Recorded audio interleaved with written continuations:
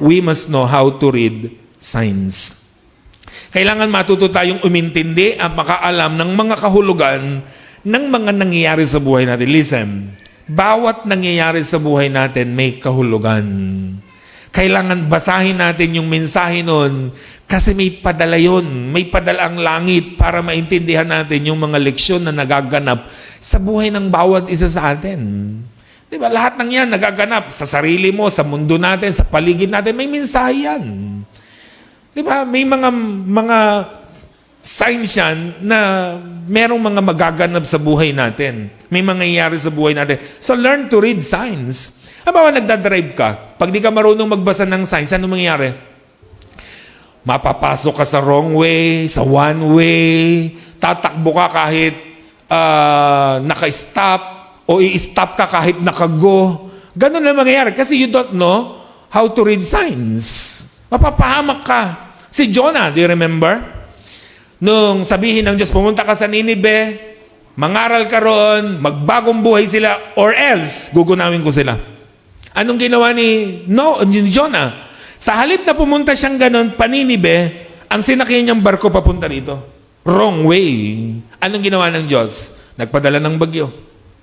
Natataranta ang lahat sa barko, hindi alam kung anong gagawin, tinapon na ang lahat, hindi tumitigil at lulubog pa rin ang barko. Anong ginagawa ni Jonah? Nagtutulog-tulugan. Hindi yun tulog. Nagtutulog-tulugan. Matutulog ka ba may bagyo sa barko? Diba? Tapos lulubog na? Hindi yung matutulog. Nagtutulog-tulugan. Alam niya na siya ang dahilan kung bakit may bagyo, pero nagtutulog-tulugan. Maraming ganyan sa buhay natin. Katakot-takot ng bagyo ang dumarating sa buhay natin, nagtutulog-tulugan pa rin tayo. Pinipitik-pitik na tayo. Di ba? Sinasampal-sampal na tayo, niyuyug-yug na tayo, hindi pa tayo magising-gising. So, kailangan nating magising sa katotohanan. Yun ang importante, mga kapatid. Kaya nung magising si Jonah, anong sabi niya sa kanyang mga kasama sa barko? Nag-confess siya, sabi niya, ako po talaga ang totoong dahilan niya kung bakit may bagyo. Inuutusan po kasi ako ng Diyos namin, hindi ako sumunod. Ang gawin niyo, itapon niyo ako sa dagat, titigil po yan. Tinapon, tigil. Alam niya na siya ang dahilan. Alam niya, marunong siyang magbasa ng signs. Yun nga lang, nagtutulog-tulugan siya. Kaya mga kapatid, we must be discerning.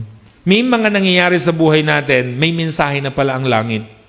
Kailangan lang tayong magising, matauhan, magbago, para maituwid ang ating pong mga buhay at hindi mahuli ang lahat para sa bawat isa sa atin. Tumayo ang lahat, mga kapatid. Tandaan nyo palagi, in every promise, there is a premise. Basta may nabasa kayong pangako ng Diyos, tandaan nyo, may kondisyon yun. If you want to receive that promise, obey the premise. Faith and obedience go together. Ang tunay na nananampalataya sa Diyos, masunurin. Committing mistake is part of growing up. Walang taong hindi nagkakamali.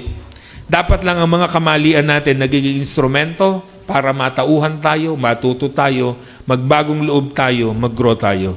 And learn to read signs.